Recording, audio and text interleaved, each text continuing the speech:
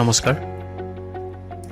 আজি এই ভিডিঅ'টো আৰম্ভ কৰিবলৈ লৈছোঁ। ভিডিঅ'টো আজি যিটো কথা আলোচনা কৰিবলৈ লৈছোঁ সেইটো হৈছে অসম পুলিচৰ আণ্ডাৰৰ যিটো আপোনাৰ জেইল ৱাৰ্ডেনৰ কাৰণে যিটো বিজ্ঞাপন ওলাইছিলে, ইতিমধ্যে তাৰ বিজ্ঞাপন ওলাই গৈছিলে। তাৰ পৰীক্ষা অতি সোনকালে আৰম্ভ হ'ব আৰু এডমিট কাৰ্ড দিয়াৰ প্ৰক্ৰিয়াও আৰম্ভ হ'ব।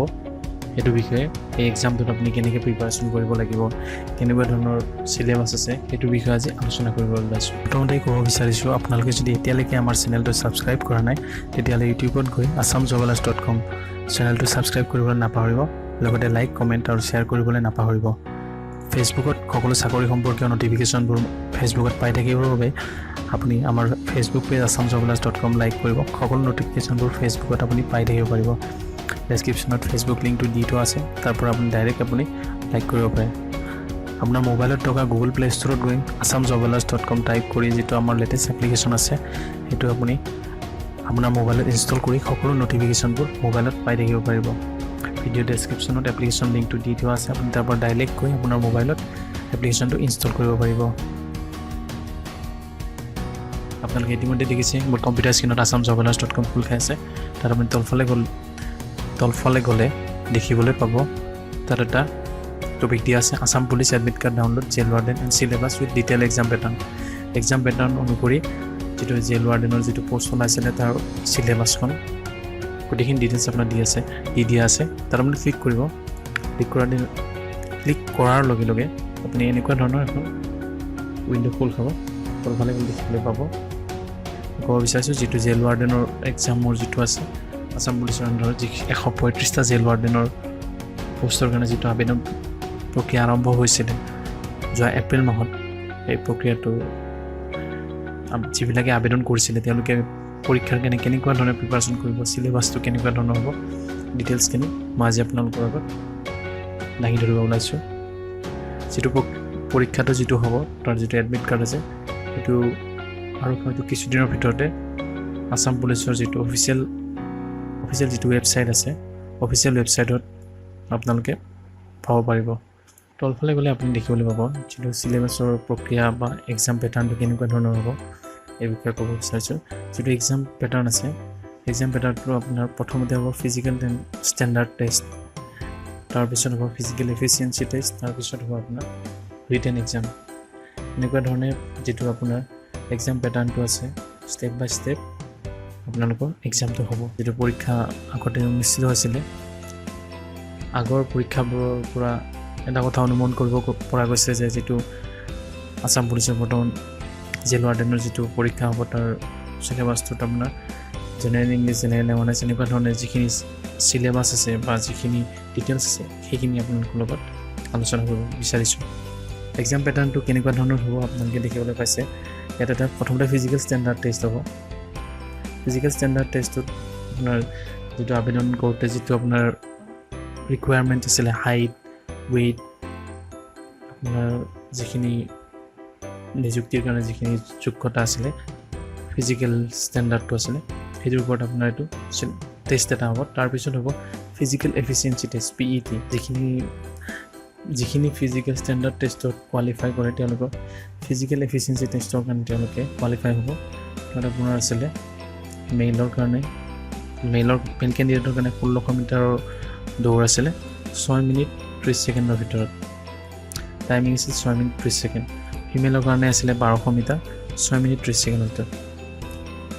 এইটো আছিলে আপোনাৰ ফিজিকেল এফিচিয়েঞ্চি টেষ্ট। আৰু যিটো ফিজিকেল এফিচিয়েঞ্চি টেষ্ট 1200 মিটাৰ আৰু 1600 মিটাৰ ল'ৰাৰ বাবে যিটো টেষ্ট আছিলে, তাত আপোনাৰ মাৰ্কছসমূহ কিমান মাৰ্কছ লাভ কৰিব, টোটেল মাৰ্কছ আছিলে 15, তাত মাৰ্কছ আছে 15 মাৰ্কছ। আপুনি দেখিবলৈ পাইছে যদি ষ্টেণ্ডাৰ্ডটো 6 মিনিট 30 ছেকেণ্ডৰ পৰা 6 মিনিট 11 ছেকেণ্ডৰ ভিতৰত হয় তেওঁলোকে 8 মাৰ্ক লাভ কৰিব। 6 মিনিট 10 ছেকেণ্ডৰ পৰা 6 মিনিট 01 ছেকেণ্ডৰ ভিতৰত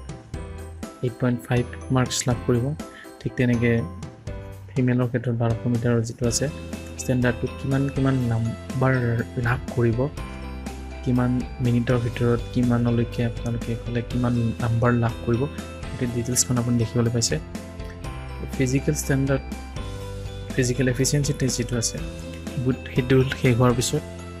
আপোনাৰ আহিব ৰিটেন এক্সাম। ৰিটেন এক্সামটো আছে ৰিটেন এক্সামত আপোনাৰ মাল্টিপল চইচ কুৱেশ্যন হ'ব মানে 4টা অপশ্যনৰ ভিতৰত আপোনাৰ যিকোনো এটা অপশ্যন চিলেক্ট কৰিবলগীয়া মাল্টিপল চইচ কুৱেশ্যন হ'ব তাত কুৱেশ্যনৰ এনচাৰবিলাক আপুনি OMR চিটত আপুনি পূৰাব লাগিব ইয়াত 75 মানে 75টা আপোনাৰ কুৱেশ্যন দিয়া হ'ব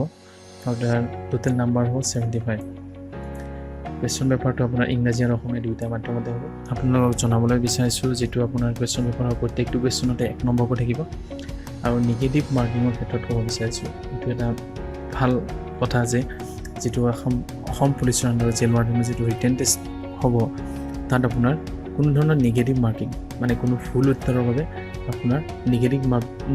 মাৰ্কিং নহয় আপোনাৰ এই পৰীক্ষাটোত নিগেটিভ মাৰ্কিং নাই তাৰপিছত আপুনি দেখিবলৈ পাইছে marks for extra curricular activity and special skill আৰু যদি কোনো কাৰিকুলাৰ এক্টিভিটি আছিলে তেওঁলোকৰ বাবে মেক্সিমাম 10 মাৰ্ক আছে তাত একাডেমিক এক্সিলেঞ্চৰ ক্ষেত্ৰত 5 মাৰ্কছ আছে একাডেমিক এক্সিলেঞ্চ মানে আপোনাৰ যিটো ক্লাছ 10 লেভেলৰ HSLC লেভেলৰ যিটো মাৰ্কছৰ ৱেইটেজ আছে মানে যিমান পাৰ্চেণ্টেজ মাৰ্কছ পাইছিলে সেই হিচাপে যিটো আছে আপোনাৰ এটা মাৰ্কছ দিয়া হ'ব 5 মাৰ্কছৰ ভিতৰত যদি 70%ৰ ওপৰত পাইছে তেতিয়াহ'লে 5 মাৰ্কছ পাব 60ৰ পৰা 69.99%লৈকে 4 মাৰ্কছ 50%ৰ পৰা 50.99%লৈকে 3 মাৰ্কছ 45%ৰ পৰা 49.99 মাৰ্কছ যিনে পাইছে 2 মাৰ্কছ 33%ৰ পৰা 44.99% যিবিলাক পাইছে তেওঁলোকে 1 নম্বৰ লাভ কৰিব 5 নম্বৰৰ ভিতৰত ফিজিকেল এফিচিয়েঞ্চি টেষ্টত আছিলে আপোনাৰ মেক্সিমাম মাৰ্কছ আছিলে 15 নম্বৰ ইতিমধ্যে মই আপোনালোকক কৈ দিছোঁ ৰিটেন টেষ্টৰ মাৰ্কছ হৈছে আপোনাৰ 75 আৰু এক্সট্ৰা কাৰিকুলাৰ এক্টিভিটিৰ কাৰণে আৰু একাডেমিক এক্সিলেঞ্চৰ কাৰণে 9 নম্বৰ আছিলে তাৰপিছত আহিছোঁ আপোনাৰ তললৈকে আহিছোঁ তললৈকে আপুনি দেখিবলৈ পাইছে আপোনালোকে যদি আকৌ পুনৰবাৰ অফিচিয়েল নটিফিকেশ্যনটো চাব বিচাৰে তাত আপোনাৰ অফিচিয়েল নটিফিকেশ্যনৰ এটা লিংক দিয়া আছে তাত আপুনি ক্লিক কৰি অফিচিয়েল নটিফিকেশ্যনটো চাব পাৰিব ডিটেইলছখিনি আপুনি চাব পাৰিব এতিয়া যিটো ৰিটেন এক্সাম আছে তাৰ ছাবজেক্ট ৱাইজ আপোনাৰ ডিটেইলছখিনি ক'ব বিচাৰিছোঁ জেনেৰেল ইংলিছৰ কাৰণে আছে আপোনাৰ 10 নম্বৰ কুৱেশ্যনত আপোনাৰ কেনেকুৱা ধৰণৰ কুৱেশ্যন আহিব পাৰে সকলোৰে মনত এটা আশা থাকিছে কেনেকুৱা ধৰণৰ কুৱেশ্যন আহিব পাৰে জেনেৰেল ইংলিছৰ ক্ষেত্ৰত সাধাৰণভাৱে আপোনালোকৰ চাইননিমছ এণ্টনিমছ মিছস্পেল্ড ৱৰ্ড আৰু parts of speech common error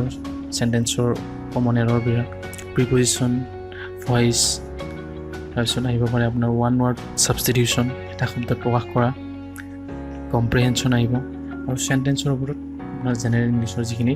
ডিটেইলছখিনি আপোনাৰ আহিব পাৰে তাৰপিছত আপোনালোকে দেখিবলৈ পাইছে এলিমেণ্টাৰী লেভেলৰ যিটো এৰিথমেটিক আছে মানে নিউমেৰিচি এৰিথমেটিক যিটো আছে তাত আপোনাৰ 10 মাৰ্কছ তাত আপোনাৰ আহিব 10টা কুৱেশ্যন তাত আপোনাৰ কেনেকুৱা ধৰণৰ কুৱেশ্যন আহিব পাৰে এইটো হ'ব পাৰে আপোনাৰ চিম্পল ইণ্টাৰেষ্ট অথবা কম্পাউণ্ড ইণ্টাৰেষ্টৰ ওপৰত পাৰ্চেণ্টেজৰ ওপৰত টাইম এণ্ড ৱৰ্ক সম্পৰ্কীয় যিখিনি এৰিথমেটিক আছিলে তেনেকুৱা ধৰণৰ কুৱেশ্যন আহিব পাৰে নাম্বাৰ ছিষ্টেমৰ ওপৰত কুৱেশ্যন আহিব পাৰে মেনচুৰেশ্যনৰ ওপৰত আহিব পাৰে ডেচিমেল অথবা ফ্ৰেকশ্যনৰ ওপৰত আপোনাৰ কুৱেশ্যন আহিব পাৰে এলিমেণ্টাৰী এৰিথমেটিক ভাগটোত জেনেৰেল চায়েন্সৰ বাবে আছে 10টা কুৱেশ্যন জেনেৰেল চায়েন্সত আপোনাৰ কেনেকুৱা আহিব পাৰে জেনেৰেল চায়েন্সৰ ক্ষেত্ৰত আপোনাৰ এলিমেণ্টছ আহিব পাৰে মেটেলছ আহিব পাৰে বা যিকোনো জোখ-মাপৰ বিষয়ে মেজাৰমেণ্টছৰ বিষয়ে জেনেৰেল চায়েন্সৰ সাধাৰণভাৱে ওপৰত নিউক্লিয়াৰ চায়েন্সৰ ওপৰত আহিব পাৰে তেনেকুৱা ধৰণৰ কুৱেশ্যন আহিব পাৰে তাৰপিছতো দেখিবলৈ আছে লজিকেল ৰিজনিং আৰু মেণ্টেল এবিলিটি এইটো আপোনালোকে নিশ্চয় বুজিবলৈ পাইছে লজিকেল ৰিজনিঙৰ ক্ষেত্ৰত আপোনাৰ 10টা কুৱেশ্যন আহিব কেনেকুৱা ধৰণৰ আহিব পাৰে কিছুমান প্ৰব্লেম ছলভিং কুৱেশ্যন আহিব পাৰে কোডিং ডিকোডিং আহিব পাৰে এৰিথমেটিক ৰিজনিং আহিব পাৰে তাৰপিছত আপোনাৰ নন ভাৰ্বেল চেন্সৰ ওপৰত কিছুমান কুৱেশ্যন আহিব পাৰে চিটিং এৰেঞ্জমেণ্টৰ ওপৰত কিছুমান কুৱেশ্যন আহিব পাৰে নাম্বাৰ ছিৰিজৰ ওপৰত আহিব পাৰে যিটো আপোনাৰ লজিকেল ৰিজনিং আৰু মেণ্টেল এবিলিটিৰ ভিতৰত পৰে তাৰপিছত আপুনি দেখিবলৈ পাইছে Indian history culture Indian national movement ইয়াত আপোনাৰ 10টা কুৱেশ্যন আহিব সেইটো আহিব আপোনাৰ ইণ্ডিয়ান হিষ্ট্ৰীৰ ওপৰত ভাৰতীয় যিটো ইতিহাস আছে ইতিহাসৰ ওপৰত ভাৰতৰ যিটো কালচাৰ আছে সংস্কৃতি আছে কালচাৰৰ ওপৰত আহিব পাৰে ইণ্ডিয়ান নেশ্যনেল মুভমেণ্টৰ ওপৰত আপোনাৰ ইয়াতে 10টা কুৱেশ্যন আহিব তাৰপিছত আপুনি দেখিবলৈ পাইছে Assam's history geography Assam polity and economy অসমৰ যিটো আপোনাৰ ইতিহাস অসম হিষ্ট্ৰী অফ আছাম অসমৰ কালচাৰ অসমৰ জিঅ'গ্ৰাফিকেল লোকেশ্যনৰ পৰা আদি কৰি আছাম জিঅ'গ্ৰাফি বুলি যিটো আমাক বুজা যায় সাধাৰণতে তাৰ পৰা আপোনাৰ 15 নম্বৰ আহিব 15টা question general awareness general knowledge and current affairs general নলেজত আপোনালোকে নিশ্চয় বুজিব পাৰিছে সাধাৰণ জ্ঞান হিচাপে বা general knowledge and current affairs বৰ্তমান সময়ত ঘটি থকা ঘটনাৰ ওপৰত কাৰেণ্ট এফেয়াৰ্ছ আৰু জেনেৰেল এৱাৰনেছ যিটো আছে তাৰ পৰা আপোনাৰ আহিব 10টা কুৱেশ্যন 10 নম্বৰ হ'ব সৰ্বমুঠ আপোনাৰ ইয়াতে আছে ৰিটেন বেছত 75 মাৰ্কছ 75 নম্বৰ 75টা কুৱেশ্যনৰ বাবে দিছোঁ তলফালে আহিছোঁ যেতিয়া আপোনাৰ এডমিট কাৰ্ডখন ডাউনলোড কৰিব পাৰিব তেতিয়া আপুনি আসাম পুলিচৰ যিটো অফিচিয়েল ৱেবছাইট আছে assam.police.gov.in তাত গৈ কিনে লিংকটো ক্লিক কৰি যিটো আসাম পুলিচৰ জেল ৱাৰ্ডেনৰ কাৰণে এডমিট কাৰ্ডৰ হল টিকেট অপশ্যন থাকিব তাত গৈ আপোনাৰ ৰেজিষ্ট্ৰেশ্যন নম্বৰ মোবাইল নম্বৰ অথবা আপোনাৰ ডেট অফ বাৰ্থ আৰু ৰেজিষ্ট্ৰেশ্যন নম্বৰ দি কিনে আপুনি তাত এডমিট কাৰ্ডখন ডাউনলোড কৰিব পাৰিব পুনৰবাৰ কৈছোঁ যদি আপোনালোকে এতিয়ালৈকে আমাৰ এপ্লিকেশ্যনটো ইনষ্টল কৰা নাই তেতিয়াহ'লে বা ডেছক্ৰিপশ্যনত যিটো লিংক আছে তাতে ক্লিক কৰি আপুনি assamjobalerts.com যিটো লেটেষ্ট এপ্লিকেশ্যন আছে আপুনি মোবাইলত ইনষ্টল কৰি ল'ব পাৰিব ফেচবুকত নটিফিকেশ্যনবোৰ পাই থাকিবৰ বাবে আমাৰ ফেচবুক পেজটো লাইক কৰিবলৈ নাপাহৰিব সকলো নটিফিকেশ্যনবোৰ আপুনি আপোনাৰ মোবাইলত পাই থাকিব পাৰিব পুনৰবাৰ কৈছোঁ যদি এইটো ভিডিঅ'টো ভাল পাইছে তেতিয়াহ'লে আমাৰ চেনেলটো assamjobalerts.com ছাবস্ক্ৰাইব কৰিবলৈ নাপাহৰিব লগতে লাইক কমেণ্ট আৰু শ্বেয়াৰ কৰিব বুলি আশা ৰাখিলোঁ আপোনালোকে যদি ভিডিঅ'টো চাই বেয়া পাইছে আপুনি ডিছলাইক কৰিব পাৰে ভিডিঅ'টো চাই কমেণ্ট কৰিবলৈ নাপাহৰিব